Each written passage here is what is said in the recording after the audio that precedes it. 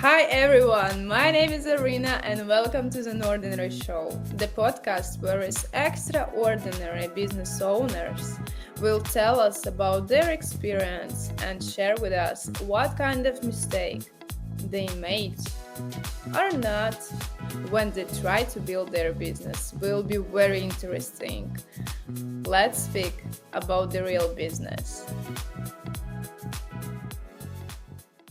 Hi everyone, welcome to the NORDINARY Show. Today our guest is Vincenzo Toscano, founder of Ecomcy. Hi Vincenzo.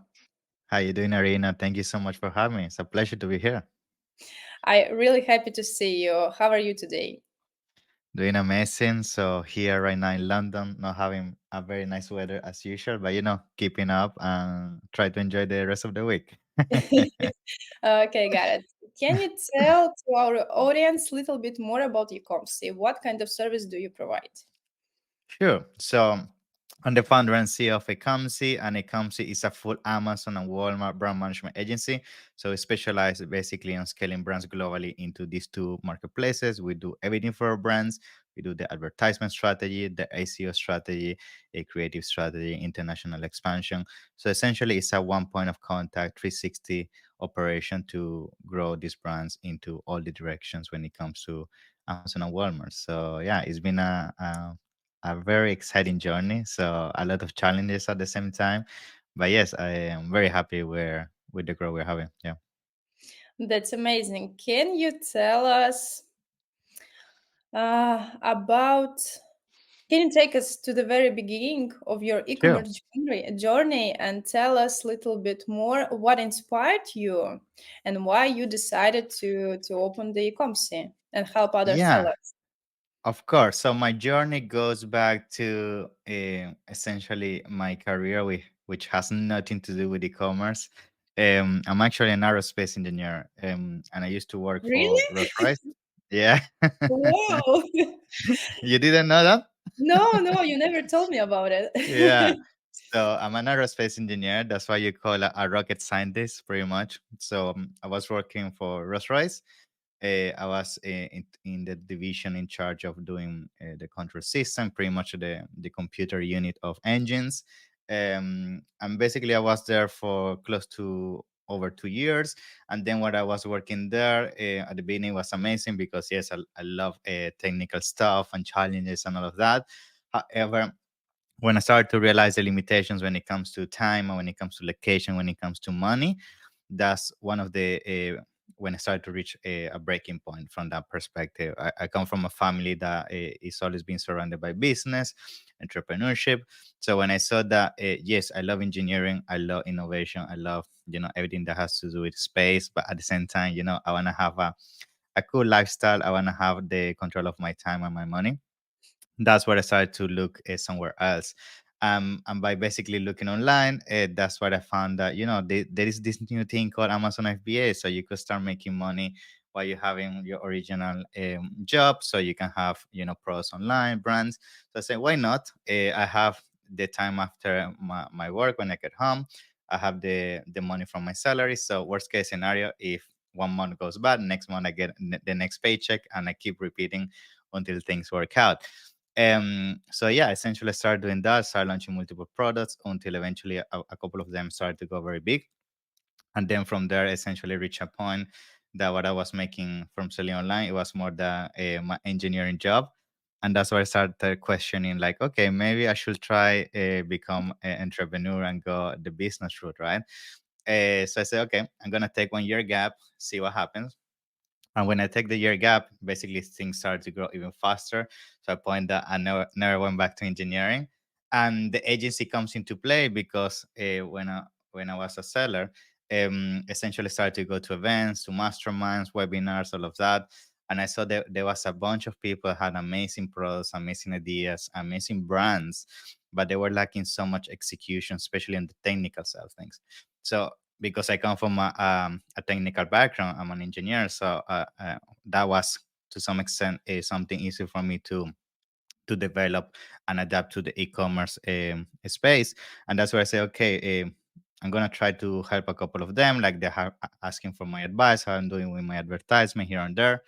So I started taking a couple of clients, and then from there, word of mouth started to expand, and that's how the agency grew, basically by mistake, a second time in a row. And then basically from there, I started getting more exposure. Started making content. And to be honest, now the agency is over 5 years old, so we grew very fast. So we have a team close to 40 people now. We operate across all the regions pretty much now. So um, the goal of Ecomcy and the mission long term is to basically create this network where I strongly believe that brands should start focusing on global expansion, right? I think as markets get more competitive, especially the US market, the days of only relying on a single region are pretty much getting more and more limited. So that's why I created this network where I don't only grow your brand on Amazon USA, but I can take you to Europe, I can take you to Middle East, Asia, and now Walmart came into play. As of today, we also became TikTok shop partners, so now we can also help you with Whoa, TikTok. So a lot of things are into the mix, and I'm very excited because what I'm trying to create is basically that, a point where you come to us and we can definitely help you grow your brand to the next stage. Yeah. that sounds amazing. And what was the first product when you sell on Amazon? So the first product that was a failure was this product that a lot of people sold back in the time.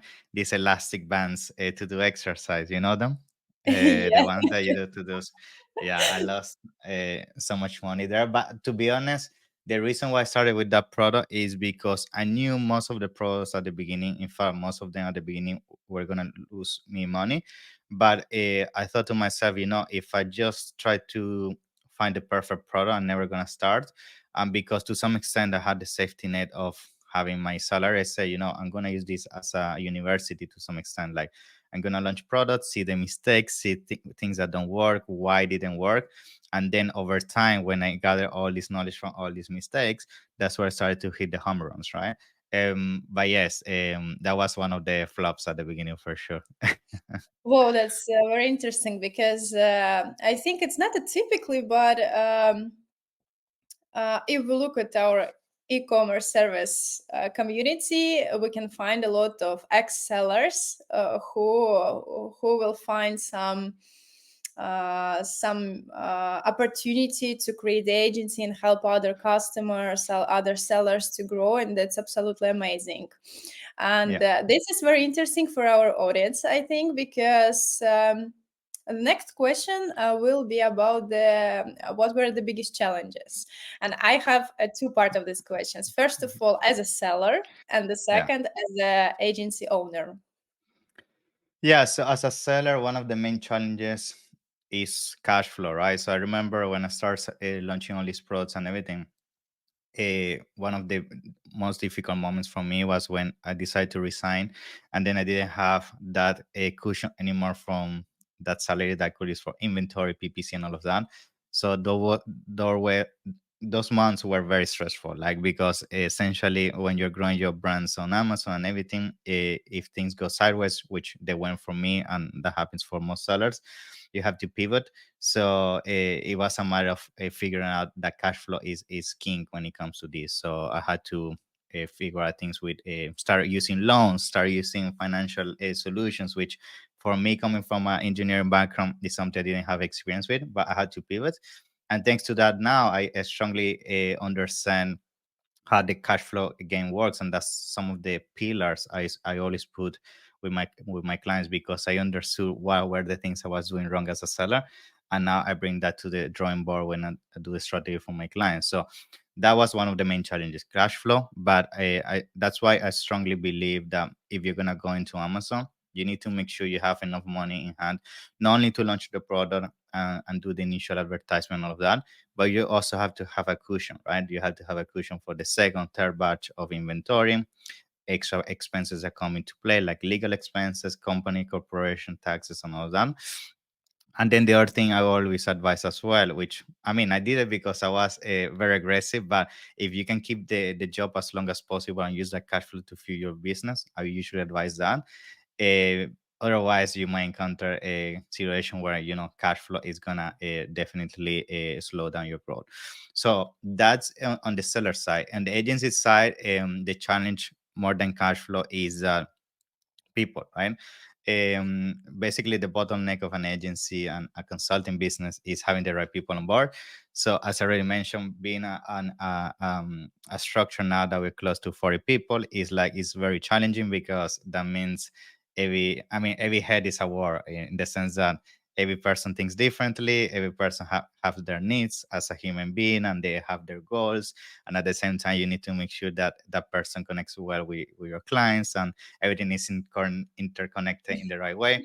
So that's been a challenging journey for sure. Like every single day I wake up, there's something going on, and I mean, you get used to it, right? You build a mindset for that. But yes, it's challenging. I would say having an agency, I would say, is even tougher than being a seller, because at least when you're a seller, it's only you battling against yourself. But when you have an agency, is you battling with your employees, and then battling with the client, and then battling with the whole uh, war in terms of the competition. So it's a tough journey for sure, but at the same time, it makes the whole thing very exciting. Every single day I wake up, I know pretty much I'm going to war. So it's cool in that, from that perspective. Yeah. Yeah, absolutely agree. The people, this is the biggest challenge, is to find the right team Yeah. with the same vibe and same goal as you, because Yeah. sometimes Yeah, it's so. it's tough. I would say, especially having a culture in the company, like making sure everybody is treating each other well, and everybody's motivated, and everybody is being rewarded as they should.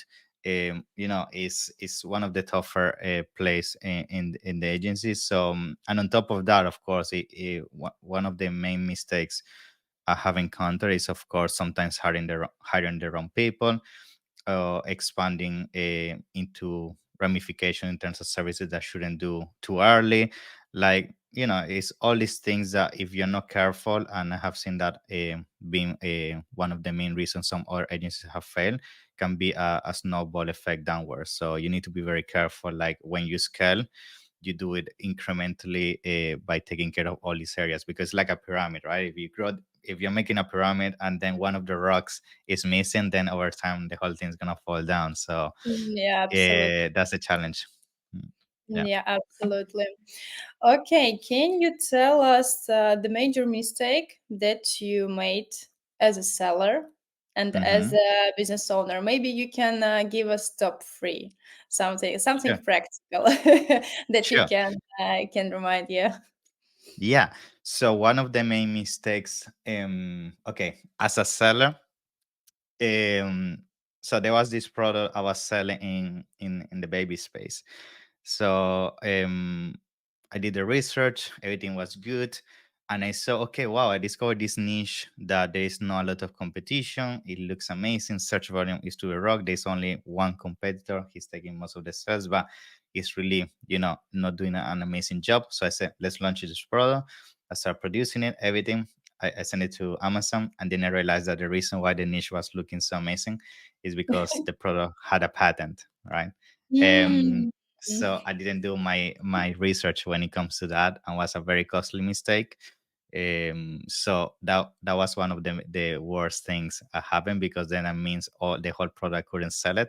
So then I was trying to flip it on eBay and all of that to try to make some of the money back, but overall I lost a ton of money. So that was one of the main mistakes.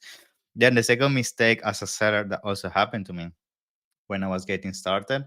I remember, yes, when it comes to PPC, I was running my PPC campaigns for one of the products.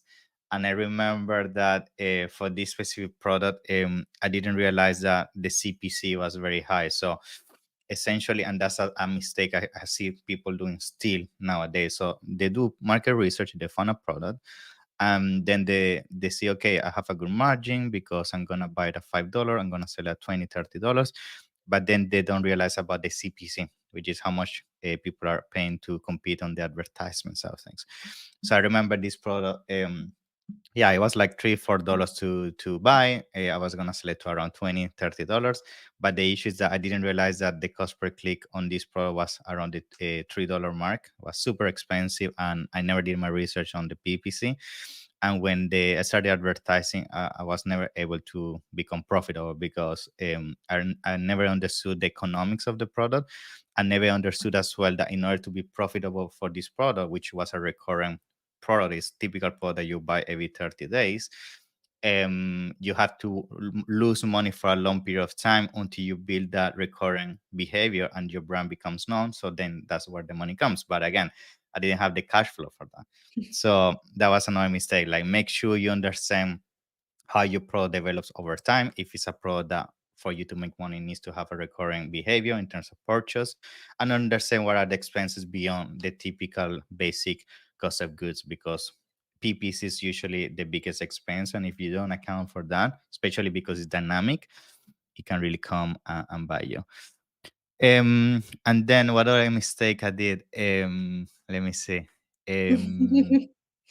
So I think the other mistake and was another product that I was doing my keyword research and everything, and essentially what happened is that I did the huge mistake that in the back end, you cannot use terminologies that relate to other brands, trademark terminologies, and all of that.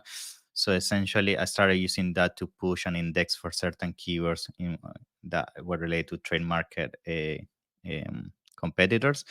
And I thought that was allowed. I was doing my first few products, and the mistake it happened here is that the same thing. I had inventory on Amazon. My listing got taken down. I got pretty much a cease and desist letter from this trademark, and I had to remove all the inventory. So as you can see, I did a lot of costly mistakes, which at the same time allow me to learn a lot. And now these are all things that made me the person I am, and all the things I know. So yeah. Absolutely, and this is amazing experience because you know um, a lot of common points about the Mhm. Amazon business, and you can share it with your client because, yeah, you told the good thing. You did research, but not around the Amazon, and you Mhm. did a mistake because you look only on the Amazon numbers, but Yeah. Not the oral picture. honestly, yeah. Exactly. Yes, Yeah. yes. This is, I For sure. think, this is the biggest mistake for many sellers, because Yeah. when you start, you don't know what you need to research first of all, and you start think logically, and okay, logically you need to check on only on Amazon, but Yeah. about the in the market in general, not Yeah. usually. It's But tough. this is the very good lessons, I think, for for For sure. your experience. Okay, top three mistakes as a business owner when you start your agency.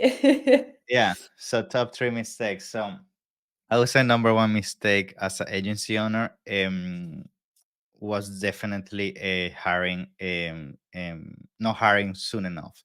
So what do I mean by this? I At the beginning I had this issue that, because I wanted to keep as much profitability as possible. I wanted to keep everything under control, but then I realized I was growing faster than I could keep up with the work. And then what that brought as a mistake is that then I needed to hire in from the mindset of urgency, not from the mindset of, okay, I wanna grow the business. Let me find the right people so I can future proof my processes. So when I did that, I started to hire a lot of people very fast because I didn't even have time sometimes to interview them. I just went by intuition. um, and that was a mistake because essentially, when you're working from a mindset of urgency, you're basically just trying to compensate a survival mode that kicks in your mind, and then you just start hiring randomly just to put a person in that spot to figure out and put the fire off. And that was a very costly mistake because a couple of these I had to let go eventually because they weren't who I thought they were. So number one lesson is, yes, make sure you try to hire in advance and try to do basically some projections about where the company is going, right? So if you know you're growing a certain rate, and you might not need the personnel, but you know certain amount of clients are coming because of actions you know you're gonna take. Try to sometimes take the extra risk of hiring that person in advance, because the worst thing that can happen is that you're having the growth, but then you don't have the team to sustain the load, and then they come back on you and by you, and that's when you then start getting bad reputation and everything, because you got the clients, but then you were not delivering on your promises, right? So that's a very important one. Now, second mistake when it comes to owning a business, I would say for sure, accounting, very important. Um, I remember when I got started, I wasn't really taking care of my numbers. I didn't even know what was my profitability, anything. And it was funny because I had in the back of my mind, yes, we're growing, we're making money here and there, but I wasn't realizing that actually, as I was growing the business, some of the expenses were, and the overhead was bigger than my perception had, and then eventually I was actually going backwards when it comes to finances, right, and going forward. And this is because I didn't have clean numbers. I didn't know how much I could afford for advertisement, how much I could afford for a new hire, how much I can afford for traveling, right? So that's a very important thing. I always say, like, try to have your numbers as clean as possible. I mean, I understand at the beginning you want to be, of course, conservative with your expenses, and maybe you cannot afford a proper account and all of that, but at the beginning also you're not going to have a lot of transactions to track. It's going to be very easy for you once per month, just sit down on an Excel or whatever, just keep a track of basic cash flow, like how much money came in, how much money went out, and what is the rate of growth month after month, right? And then you have things such as QuickBooks and all of that, that very easy to navigate. So that would be one of the main things. Make sure you have the numbers always on top of your head. Even myself now, every single day I check my finances and bank accounts, because I think having always a clear number of what you have in hand and where you're going is also a very important thing that will condition and tailor the decisions you make on a daily basis, because you have those number clean, right, rather than guessing. So yeah, that would be the second mistake I did. But then, of course, along the way, as most business owners should do, I figure out and fix it. Um, Now, I will say third mistake as a business owner. Hmm, let me think. As a sellers, you tell us very fast the mistakes, but as a business owner, The thing is, you know interesting. what happens? You know what happened as a seller is that I did so many mistakes as a seller that a lot of, when I then became business owner in terms of the agency as well, a lot of the things I was more like future proof to some extent. I went to a lot of the bumps as a seller, which again is also having Yeah. your own business. So as a seller, another thing that I would say was another mistake. Now really thinking about this, is that when I started delegating all my tasks and everything, I remember when hiring, one of the mistakes is that I was hiring people, but when I was putting them on roles, I wasn't really giving them clear systems and SOPs. So I thought that, yeah, you hire a person, you throw them there, and they have to figure out on their own. And then because I was so busy, I didn't have even time to train them. So um, something that also created a ton of issues, especially at the beginning, is that because I didn't have a system, I didn't have SOPs, I didn't have real structure about what you have to do when a client says this or does that. It created a ton of friction when I was bringing people on board. It was very stressful because then I had to be always on calls with them to fix the mistakes they were doing and the system they were not following. So something I would advise, especially for all those business owners who are getting started, that especially at the beginning you're gonna have more time. Try to every single thing you're doing, because at the beginning you're gonna be doing everything as a founder. Try to record it in from the perspective of an SOP or a system, or just recording yourself. So down the line, you're gonna have a ton of libraries about, okay, this is how I opened the Amazon account. This is how I did my first campaign.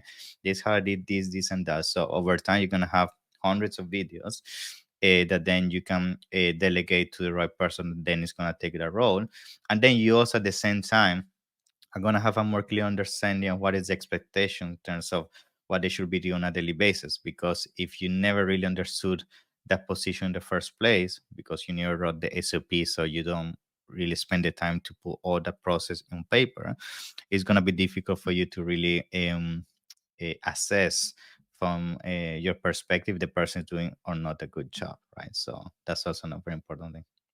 That's very interesting.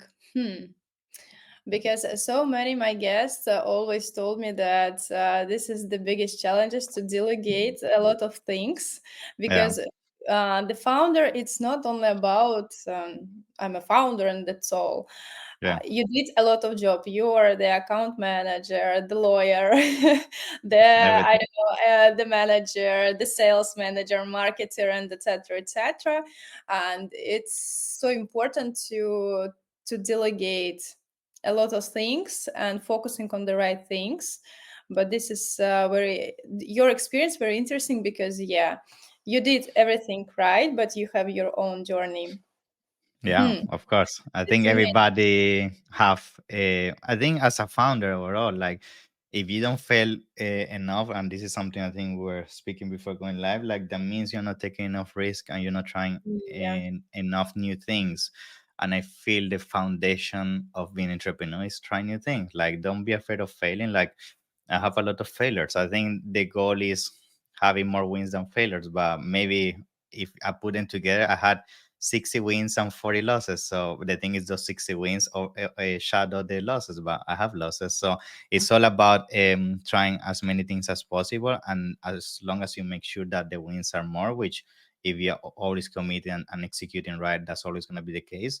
Don't be afraid of having some losses under your belt. It's not about having perfection here. It's about making it towards the end goal, right? So it's about reaching the end. Yeah. So if yeah, so it's all about that. It's not about the bumps you're gonna have in between reaching the end, right? So Course, of course. I think the business, it's always about fails, and the main rule of the business, it's always to find a power and solution how you can go forward after another failed. Because correct. sometimes people, when they faced with the first challenges, uh, And they give up. it's the tent. Yeah, they Yeah, don't want to do something more, because they think, "Oh my God, I don't have a power. I don't know what I yeah, need to do," and etc. And the biggest role of the founder always find some solution and decision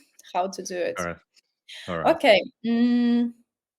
What about the clients? When you Mm-hmm. start your agency, where you find the clients? It's not was a big challenge, or mm, when you start you had a good contact base or other sellers, Yeah, and how it was. Tell us, because for many entrepreneur, uh, to find a new clients, it's so dynamic market, it's so hard.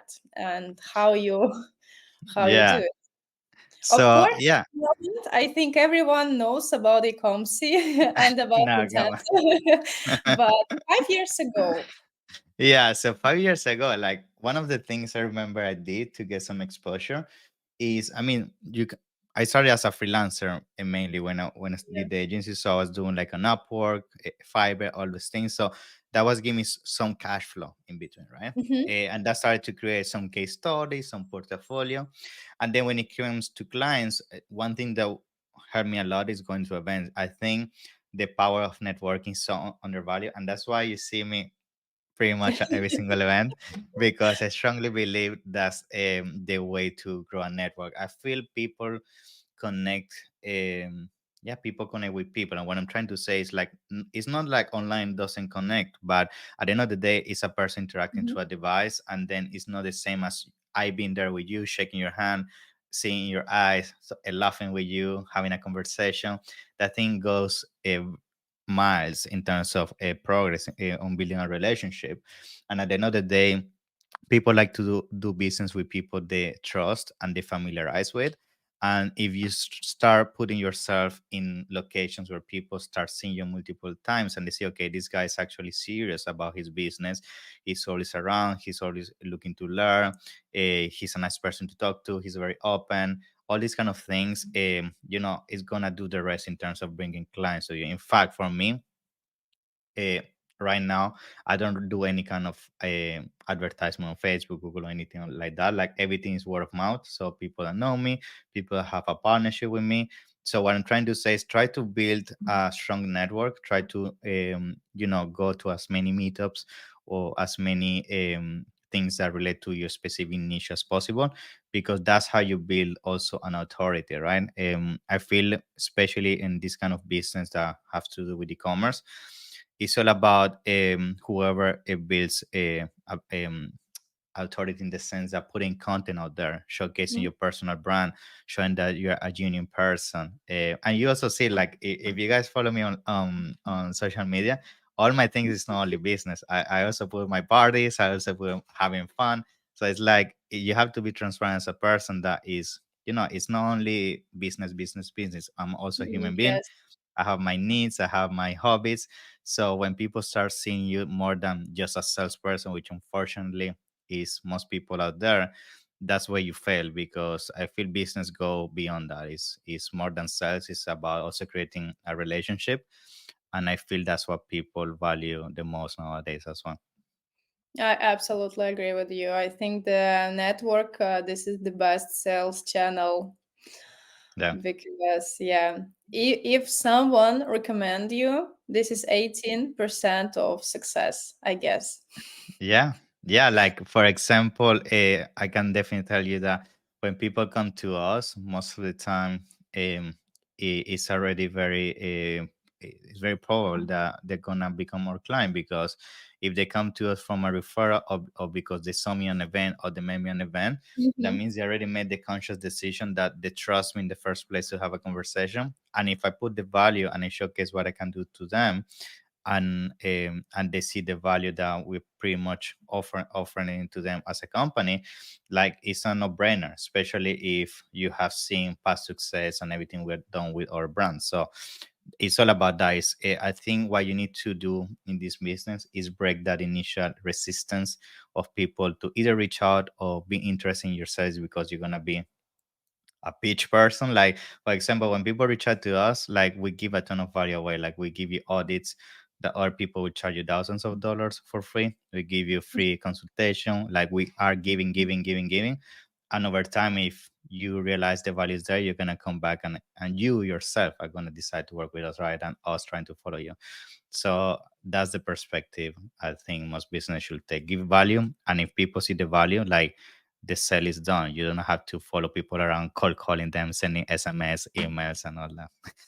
Yeah, absolutely. Okay, I have one more interesting question because um, sometimes in my opinion, the entrepreneur it's about the making decision every day. Business owner do a lot of I don't know how many every day says Yeah, different I lost numbers, count. Yeah, I yeah, know. decisions. And what was the best and worst investment in Okay. your business? You can tell Uh, of but I think yeah, it's yeah. very interesting because maybe it people, maybe it could be I don't know some sales channels or something like this. But hmm I think it's very interesting point also. Yeah, so I would say, so worst expense I have done as a business. Um, I would say you have to be very tailored in terms of so for example, events, right? So Mm-hmm. um I do a lot of events, and we do a lot of sponsorships and all of that. And especially last year, I thought that the solution for business explosion is to sponsor every single event and everything and go all in. And I wouldn't say that was a bad decision, because for sure that generates certain exposure. But what I would say is that try to avoid shiny objects. For me, that was a shiny object, and I thought that was the solution. And I wouldn't say that was maybe the best ROAS on all that investment. But at the same time, what I'm trying to conclude with this is like try to avoid making decision from a business owner that sometimes come more from, I would say, ego perspective. So what do I Mm-hmm. mean? And this is very important because it happens to other founders and in the space. especially when it comes to things that are marketing based. So you try sometimes to do a lot of marketing, sponsorships, and all of that. And then you realize that a lot of times the reason why you do those decisions are mainly driven because you just want to show that you're able to do it, but not, it doesn't come from a strategic point of view. So make sure when you do these things is it comes from a strategic point of view. It's not just to show, oh, yeah, I want to show that Ecomcy can be there, right? So that's one of the things. And then when I would say one of the best decisions actually was last year as a business, we brought a consultant from the States that he's very big. He actually has worked for JP Morgan and everything. Mhm. So he that was one of the best decisions I took internally in for me because he told me a lot of things from a corporate perspective and how you take a company into enterprise focus. And in fact, if you see it comes last year and this year, it's a different perspective altogether. Last year it was more boutique. This year we're trying to focus more on enterprise and go more target the big brands such as the Nikes and the Adidas of the world. So that's another thing that I think helped me a lot because it also allowed me to realize that the same amount of work you spend on a client that was paying you, I don't know, $500 per month is sometimes the same amount of time you're gonna spend on a client that's pay you 10, 20,000 per month, but the results are gonna be better because first of all they have the exposure and they have the resources to implement. So changing that mindset was also very helpful for me. Yeah. Yeah, sounds very Mm. interesting. Thank you so much, Yeah. Vincenzo. You're Uh, welcome. and in the conclusion to our conversation, can you give some recommendation because you have amazing experience from seller to business owner? Yeah. And what kind of recommendation? Maybe it will be one motivation point or something like this to our audience. If Yeah. they, I don't know, if they believe to build something Yeah. good for the sellers and e-commerce space.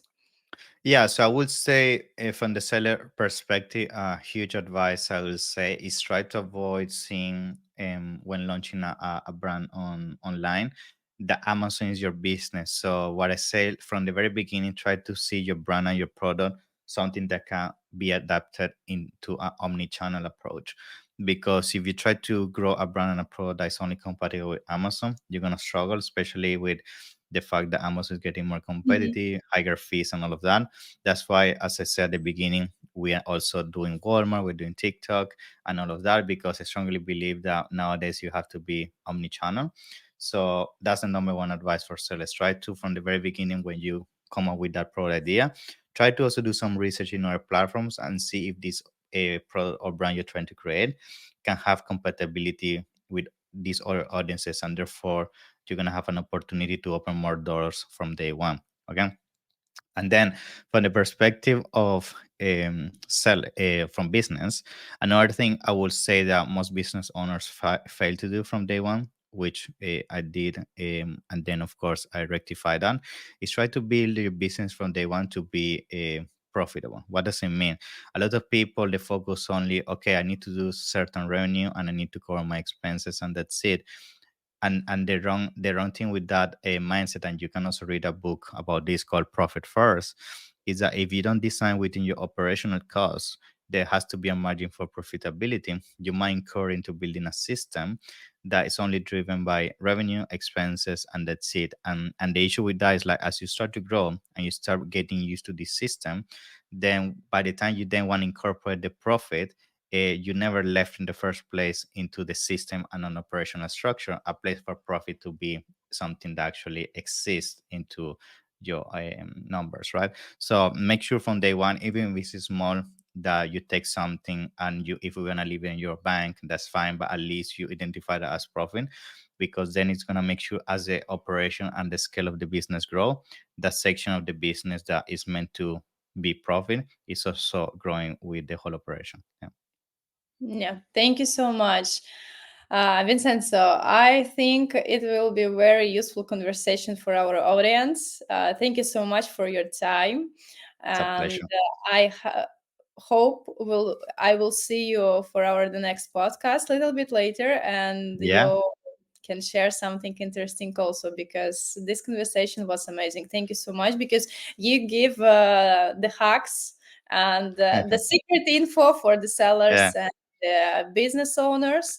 And thank you so much for your experience and time that you can share with us. Thank you, Arina. It's been a pleasure, and thank you so much for having me. And keep crushing it. You're doing an amazing job with this show. So thank you so much for allowing the Thank you. opportunity. Yeah. Thank you so much. Bye bye. Bye bye. See you.